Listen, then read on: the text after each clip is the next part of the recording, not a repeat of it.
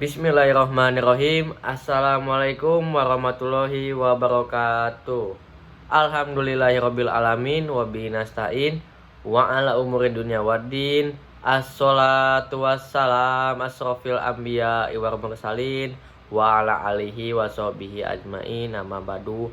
Yang pertama-tama mari kita panjatkan puja dan puji syukur kita kepada Allah Subhanahu wa taala yang telah memberikan kita nikmat iman, nikmat Islam, sehingga saya bisa mendapatkan membuat video tugas faal kali ini. Kemudian yang kedua, sholawat dan salam mari kita curah limpahkan kepada Nabi kita, yakni Nabi Muhammad Sallallahu Alaihi Wasallam, yang telah membawa kita dari zaman kejahiliahan hingga zaman terang benderang hingga saat ini. Perkenalkan, nama saya Muhammad Samil Arif. Saya lahir di Bandung tanggal 24 Mei 2005. Saya sekarang berkuliah di Unisma Bekasi. Cita-cita saya ingin menjadi guru olahraga dan hobi saya adalah olahraga. Motivasi saya ingin mengikuti, maksudnya ingin kuliah, yaitu ingin yang pertama itu karena Allah Ta'ala. Karena Allah yang telah memberikan Samil nikmat iman dan nikmat Islam yang tadi. Kemudian niat Samil ingin kuliah. Motivasi Samil ingin kuliah adalah yang pertama ingin membanggakan orang tua, dan yang ketiga, yang kedua yaitu mensejahterakan adik-adik Samil yang masih kecil dan menjadi contoh dan tauladan bagi teman-teman Samil, adik Samil, keluarga Samil dan sebagainya. Jadi di sini saya akan mempresentasikan tugas faal nomor 4, yaitu materinya adalah sel dan jaringan manusia. Nama saya Muhammad Samil Arif, NPM-nya 41182191240060. Jadi sebelum dimulai, kita akan mempelajari tentang pengertian anatomi, dan ini akan nyambung setelah itu kepada sel dan jaringan tubuh manusia. Pengertian anatomi adalah dalam bidang kedokteran adalah ilmu biologi yang mempelajari struktur dan bentuk organisme termasuk manusia, membahas berbagai macam-macam tubuh dan berhubungan satu sama lain. Ini juga mencakup seperti organ tubuh, jaringan, dan serta organ yang lainnya, bagaimana mereka berfungsi dengan keseluruhan. Kemudian adalah ilmu faal. Pengertian ilmu faal adalah yang sering digunakan dalam konteks kedokteran. Ilmu faal mempelajari mekanisme kerja tubuh manusia dan bagaimana berbagai sistem itu berfungsi dalam kondisi normal maupun patologis. Ini mencakup berbagai aspek seperti pernapasan, sirkulasi, pencernaan, dan sistem saraf. Kemudian adalah pengertian fisiologi. Di sisi lain adalah ilmu yang mempelajari fungsi dan proses biologis dalam organisme. Fisiologi menjelaskan bagaimana berbagai sistem dalam tubuh bekerja, bagaimana sistem berfungsi, dan bagaimana organ-organ berinteraksi. Kemudian menjaga homeostatis dan mendukung kehidupan. Jadi anatomi adalah singkatnya mempelajari struktur tubuh manusia dari organ tubuh dan sebagainya. Kemudian ada banyak bagian sel yang menyusun struktur sel manusia. Masing-masing bagian sel tersebut memiliki fungsi yang berbeda-beda dan berperan dalam kelangsungan hidup manusia. Jadi inilah kita masuk ke materi yang pertama, yaitu sel, struktur, dan fungsinya. Yang pertama, berikut ini adalah penjelasan mengenai komponen yang membangun struktur sel manusia dan fungsinya. Yang pertama adalah membran plasma. Membran plasma atau membran sel adalah lapisan terluar yang memisahkan isi sel dengan lingkungan luar. Bagian sel ini memiliki dua lapisan yang dibentuk oleh molekul fosfolipid. Fungsi membran sel yaitu untuk memberikan bentuk sel, melindungi isi sel, serta memungkinkan suatu zat masuk ke dalam luar sel. Nah, ini adalah penjelasan mengenai komponen membangun struktur sel di bagian manusia. Kemudian adalah nukleus atau inti sel adalah komponen paling penting dalam struktur sel manusia. Bagian inilah yang memberi perintah agar sel tumbuh, matang, membelah, atau mati. Kemudian yang ketiga adalah sitoplasma. Merupakan cairan di dalam sel manusia yang mengelilingi nukleus bagian sel. Ini juga menjadi tempat berbagai organisme sel. Semua fungsi untuk pertumbuhan dan perkembangbiakan sel dilakukan di sitoplasma. Kemudian yang keempat adalah sitoskeleton. Sitoskeleton berbentuk menyerupai benang-benang tipis dalam sitoplasma yang membentuk struktur sel manusia. Bagian sel ini juga berfungsi untuk membentuk sel. Kemudian sel ini bergerak serta menggerakkan organel atau organisme dan zat lain yang berada di dalam sel. Kemudian yang kelima adalah mitokondria. Merupakan organel sel yang bertugas dalam proses metabolisme, yaitu mengubah makanan menjadi sumber energi. Dengan energi tersebut pun dapat bergerak maupun beraktivitas untuk menjalankan fungsinya. Lanjut. Yang keenam, lisosom mengandung enzim yang berfungsi untuk mengurai dan mendaur ulang hasil metabolisme.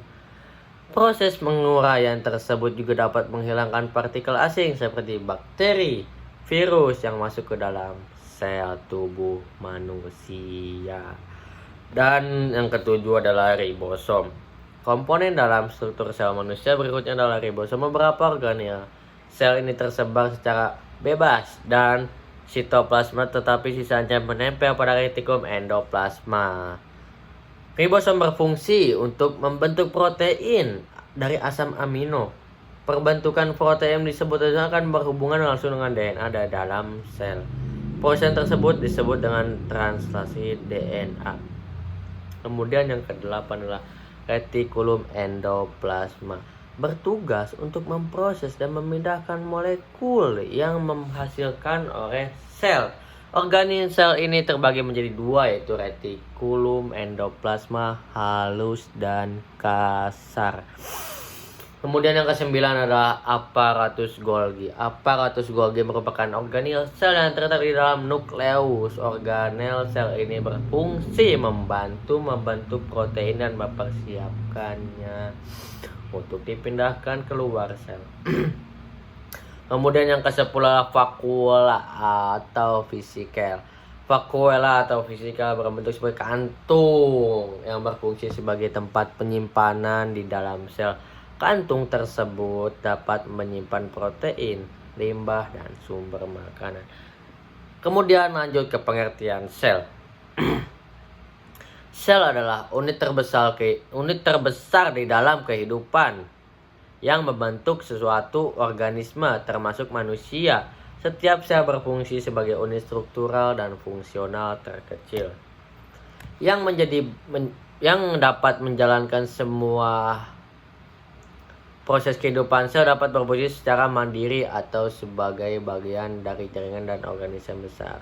Kemudian adalah struktur sel, terdiri beberapa komponen yang seperti membran sel, membungkus sel, kemudian sitoplasma, cairan kental yang mengisi ruang di dalam sel antara sel dan nukleus. Kemudian nukleus, sel mengandung materi genetik DNA. Kemudian organel adalah struktur di dalam sel yang memiliki fungsi tertentu. Berbagai organel penting meliputi mitokondria, ribosom, retikulum endoplasma. Kemudian adalah jenis sel. Apa saja sih jenis-jenis sel? Jadi di sini saya akan menjelaskan apa saja sih jenis-jenis sel itu. Yang pertama, sel dapat dibedakan menjadi berbagai jenis, berbagai fungsi dan karakteristiknya. Beberapa contoh jenis sel dalam tubuh manusia meliputi: yang pertama adalah sel epitel. Sel yang berbentuk jaringan epitel berfungsi untuk melindungi permukaan tubuh dan organ serta terlibat dalam penyerapan dan sekresi. Kemudian yang kedua adalah sel otot. Sel otot yang membentuk jaringan otot bertanggung jawab untuk gerakan. Terdapat 3 jenis sel otot. Yang pertama adalah otot rangka, gerakan sadar, otot jantung, kontraksi jantung, otot polos, fungsinya volunteer. Yang ketiga adalah saraf neutron, sel yang membentuk jaringan saraf, berfungsi untuk mengirimkan dan memproses sinyal listrik dalam tubuh.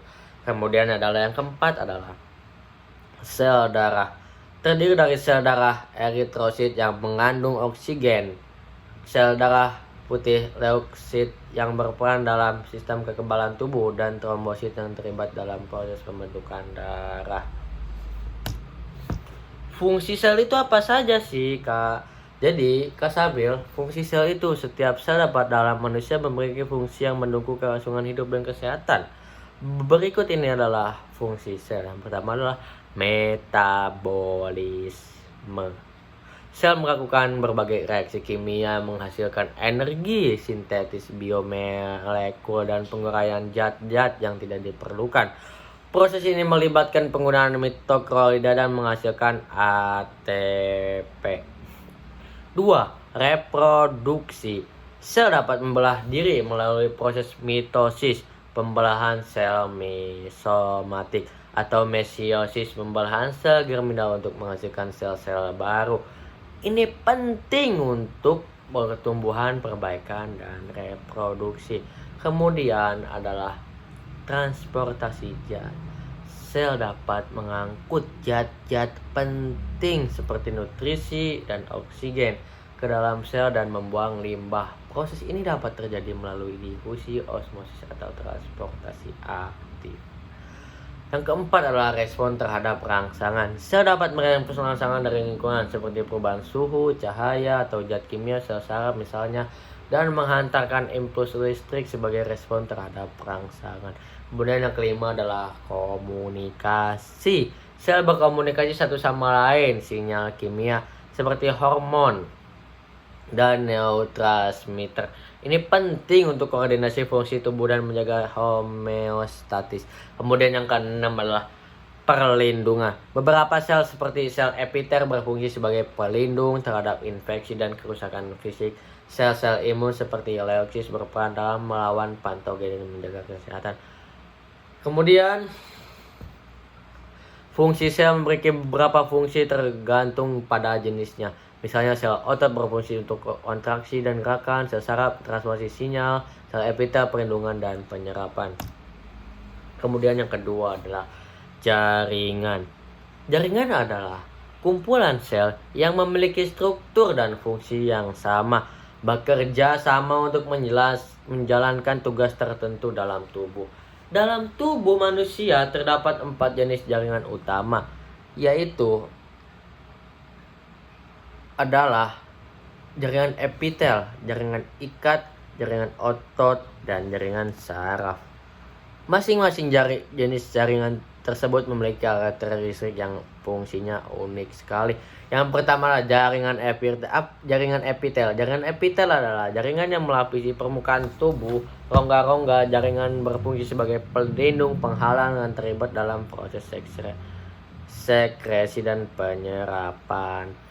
Karakteristik sel-sel epitel terletak berdekatan dan memiliki sedikit ruang antar sel. Memiliki kemampuan regenerasi yang tinggi, tidak memiliki pembuluh darah, dan mendapatkan nutrisi dari jaringan di bawahnya. Kemudian ada jenis-jenis jaringan epitel. Epitel pipih sederhana terdapat di alveolus paru-paru. Pembuluh darah berfungsi di dalam difusi dan filtrasi. Kemudian adalah epitel kubus sederhana ditemukan di kelenjar dan saluran ginjal, berfungsi dalam sekresi dan penyerapan.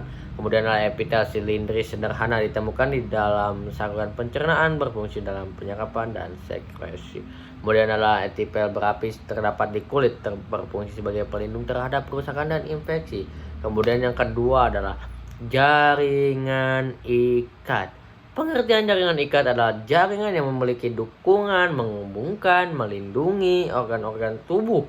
Jaringan ini juga berfungsi dalam penyimpanan lemak dan transportasi zat. Karakteristiknya terdiri dari sel-sel terpisah oleh matriks ekstraseluler yang dapat berupa cairan, gel, atau padatan.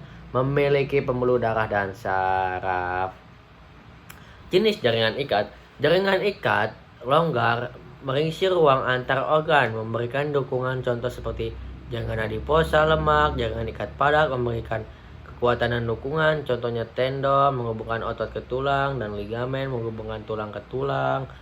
Kemudian adalah jaringan ikat usus termasuk jaringan darah mengangkut oksigen dan nutrisi, dan jaringan tulang memberikan struktur dan dukungan. Kemudian yang ketiga adalah jaringan otot. Pengertian jaringan otot adalah jaringan yang bertanggung jawab untuk gerakan tubuh seperti mengayun, tos, hai dan sebagainya. Itu adalah contoh seperti jaringan otot ya. Karakteristiknya apa saja sih Kasamil? Karakteristiknya yaitu sel-sel otot memiliki kemampuan untuk berkontraksi dan reaksi. Kemudian terdapat 3 jenis otot, masing-masing dengan fungsi dan kontrol yang berbeda. Jenis otot yang ada 3, yaitu otot rangka, otot jantung, otot polos. Kita bahas yang pertama dulu. Yang pertama adalah otot rangka. Terdapat di seluruh tubuh dan terhubung ke tulang. Otot ini berfungsi untuk gerakan sadar dan memiliki penampilan bergaris. Kemudian yang kedua adalah otot jantung. Terdapat di dinding jantung, berfungsi untuk memompa darah. Otot ini juga memiliki penelapan bergaris dan bekerja secara involunter tidak sadar. Kemudian adalah otot polos. Otot polos terdapat di dinding organ internal seperti usus dan pembuluh darah. Otot ini berfungsi untuk gerakan involunter dan tidak memiliki garis. 4. Jaringan saraf. Jaringan saraf adalah jaringan yang berfungsi untuk mengirimkan dan memproses sinyal listrik di seluruh tubuh. Jaringan ini terdiri dari neutron, sel saraf, dan sel gila, sel pendukung. Kemudian karakteristiknya apa saja sih Kasamil? Karakteristiknya adalah yang pertama, neutron memiliki kemampuan untuk menghantarkan impuls listrik. Sel glia berfungsi untuk mendukung, melindungi, dan memberi nutrisi pada neutron. Kemudian dalam fungsi jaringan saraf, yang pertama mengirimkan sinyal dari dan otak ke sumsum tulang belakang. Kemudian mengatur dan mengkoordinasikan aktivitas tubuh. Kemudian memungkinkan respon terhadap rangsangan dan lingkungan. Kesimpulannya adalah jaringan tubuh manusia terdiri dari 4 jenis utama. Apa saja Kasamil? Yang pertama adalah jaringan epitel, yang kedua adalah jaringan ikat, yang ketiga adalah jaringan otot, yang keempat adalah saraf. Kemudian masing-masing jenis ini memiliki struktur dan fungsi yang spesifik. Bekerja sama untuk menjaga lingkungan dan kelangsungan hidup tubuh organisme manusia. Pemahaman tentang jaringan ini sangat penting dalam bidang biologi dan kedokteran. Kenapa Kasamil? Karena membantu menjelaskan bagaimana tubuh berfungsi. Dari situ bakal ada tanda merahnya. Bagaimana tubuh berfungsi itu adalah menjelaskan bagaimana tubuh itu berfungsi dan sistem berinteraksi satu sama lain. Kemudian adalah penjelasan tentang beberapa organ penting dalam tubuh manusia beserta fungsinya. Lanjut, yang pertama adalah jantung. Siapa yang tidak tahu jantung? Jantung terletak di dalam sini. Kita ada. Fungsi jantung adalah organ utama dalam sistem kardiovaskular yang berfungsi memompa darah ke seluruh tubuh. Jantung terdiri dari 4 ruang, 2 atrium serambi dan 2 partikel bilik. Darah yang kaya oksigen dipompa dari jantung ke seluruh tubuh, sementara darah yang kaya karbon dioksida kembali ke jantung dan untuk dipompa paru-paru. Kedua adalah paru-paru. Paru-paru adalah organ pernapasan yang bertanggung jawab untuk pertukaran gas. Mereka mengambil oksigen udara dan mengeluarkan karbon dioksida dari darah. Proses ini terjadi di alveolus, kantung udara kecil di paru-paru, di mana difusi gas berlangsung. Kemudian adalah yang ketiga, yang organ penting dalam manusia adalah hati. Siapa yang tidak kenal hati? Hati adalah cinta. Cinta. Tidak ya. Hati adalah organ terbesar dalam tubuh yang memiliki banyak fungsi. Yang pertama termasuk memproduksi empedu yang membantu dalam pencernaan lemak. Kemudian yang kedua mengatur metabolisme, karbohidrat, lemak dan protein. Kemudian menyimpan glikosgen, vitamin dan mineral. Kemudian mengeluarkan racun dan zat berbahaya dalam darah. Yang keempat adalah ginjal. Fungsi ginjal itu apa sih? Sambil ginjal tuh yang buat makan ini di perut. Ginjal adalah organ yang berfungsi untuk menyaring darah dan mengeluarkan limbah serta kelebihan cairan dalam bentuk urin. Urin adalah air pipis, maaf ya. Itu bahasa Indonesianya.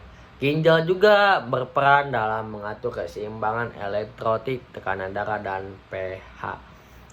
Kemudian yang kelima adalah otak.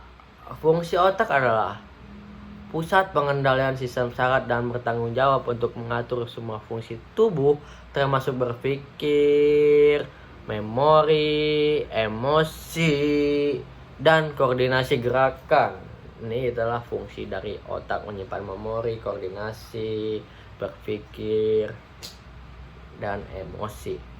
Kemudian adalah fungsinya ada apa aja sih sambil otak itu? Untuk mengatur semua fungsi tubuh termasuk berpikir yang tadi ya, dan koordinasi gerakan. Otak juga mengontrol fungsi vital seperti pernapasan dan detak jantung. Kemudian yang keenam adalah lambung.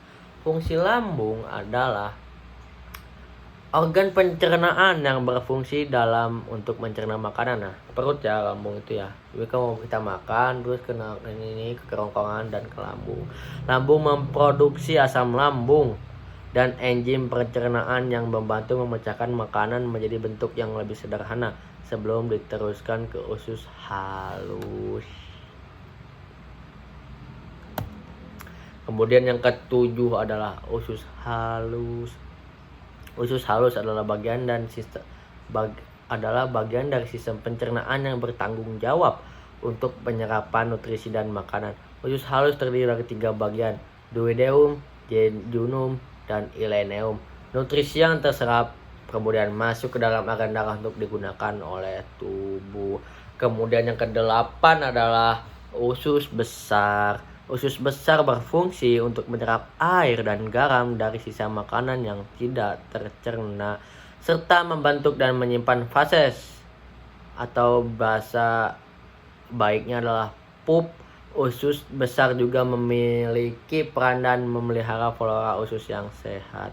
Kemudian kulit.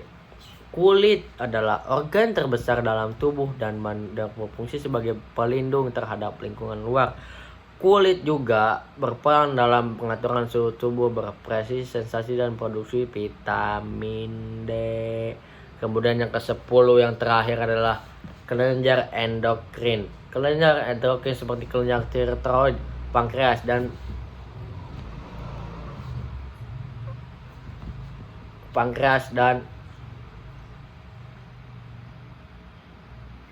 kelenjar elektronik seperti kelenjar tiroid, pankreas, dan kelenjar adrenal memproduksi hormon yang mengatur berbagai fungsi tubuh termasuk metabolisme dan pertumbuhan, kemudian terhadap respon stres.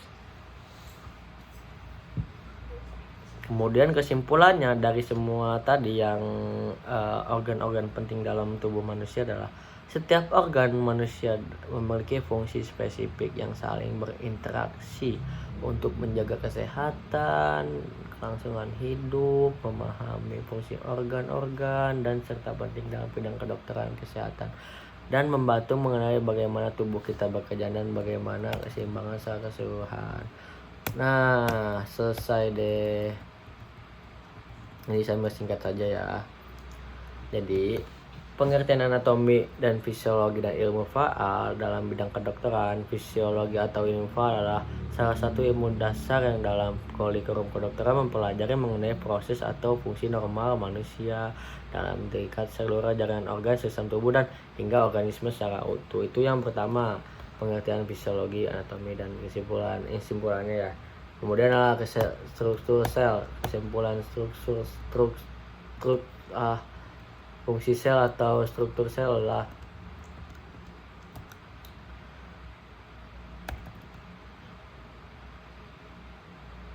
membentuk melindungi permukaan organ seperti organ jantung, otot, otak, hati, lambung, dan sebagainya, usus. Itu adalah fungsi sel untuk menjaga kesehatan tubuh. Kemudian adalah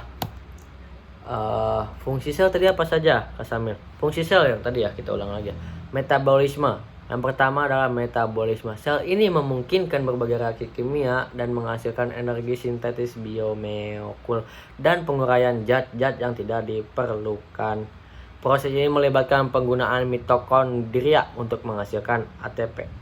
Kemudian yang kedua adalah reproduksi. Sel dapat membelah diri melalui proses mitosis, pembelahan sel mesosomatik atau meiosis, pembelahan sel germinal untuk menghasilkan sel baru-baru. Ini penting untuk pertumbuhan, perbaikan, dan reproduksi.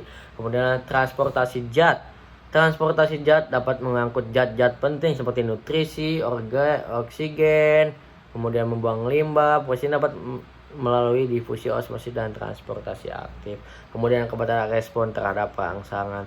Dapat merespon rangsangan dari lingkungan seperti perubahan suhu, cahaya, zat kimia, sel saraf, mengatakan analisis sebagai respon dan rangsangan. Kemudian bagaimana komunikasi sebagai tubuh kita. Itu adalah fungsi sel sebagai komunikasi, termasuk ya sel berfungsi sebagai komunikasi melalui sinyal kimia seperti hormon, dan penting koordinasi fungsi tubuh dan menjaga homeostatis. Kemudian selain fungsi sel yang tadi yang saya jelaskan, yang keenam adalah perlindungan tubuh. Beberapa sel memiliki sel epitel berfungsi sebagai pelindung terhadap infeksi, kerusakan fisik. Sel-sel imun seperti leuksit berperan dalam melawan patogen dan menjaga kesehatan. Fungsi sel memiliki berbagai fungsi dan tergantung jenisnya. Misalnya sel otot berfungsi untuk kontraksi dan gerakan. Kontraksi 1, 2, kontraksi dan gerakan. Kemudian sel saraf transmisi sinyal. Wah, kesini nih, sini nih. Nah, itu sinyal seperti itu. Kemudian sel dan perlindungan penyerapan, perlindungan tubuh bagian mana saja gitu. Kemudian adalah yang terakhir, saya belum jelaskan, adalah kesimpulan dari jaringan tubuh manusia. Jaringan tubuh manusia terdiri dari 4 jenis utama, yaitu jaringan epitel, jaringan ikat, jaringan otot, jaringan saraf. Masing-masing jenis ini memiliki struktur dan fungsi yang spesifik, bekerja sama untuk menjaga kesehatan dan keberlangsungan hidup tubuh. Pemahaman tentang jaringan ini sangat penting dalam bidang biologi dan kedokteran, karena membantu menjelaskan bagaimana tubuh berfungsi dan bagaimana berbagai sistem berinteraksi satu sama lain. Kemudian adalah yang terakhir, kesimpulan dari organ penting di dalam tubuh manusia. Tidak apa saja kesamaan. Pertama adalah, saya ingatkan lagi, adalah jantung. Kemudian kedua adalah paru-paru. Yang ketiga adalah hati. Yang keempat adalah ginjal. Yang kelima adalah otak. Yang keenam adalah usus halus. Yang kedelapan adalah usus besar. Yang kesembilan adalah kulit. Yang ke-10 adalah kelenjar endokrin. Kesimpulannya apa, Kak Samil? Kesimpulan adalah setiap organ dalam tubuh memiliki fungsi dan spesifik yang berbeda, berinteraksi untuk menjaga kesehatan dan keberlangsungan hidup.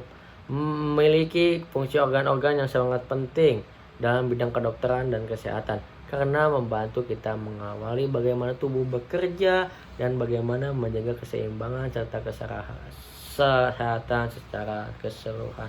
Mungkin itu saja yang bisa Samil sampaikan.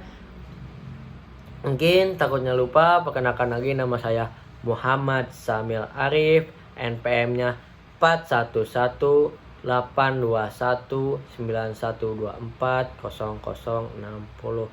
Ya, mungkin sekian yang bisa Samil sampaikan. Kurang lebihnya mohon maaf. Samil juga berterima kasih karena bisa menjelaskan tugas ini secara serius, mengerjakan tugas ini secara serius, dan sangat bersyukur diberikan tugas saat liburan. Kepada Bapak Dani, mohon maaf lahir dan batin. Syukron, mungkin itu saja yang bisa saya sampaikan. Kurang lebihnya mohon maaf.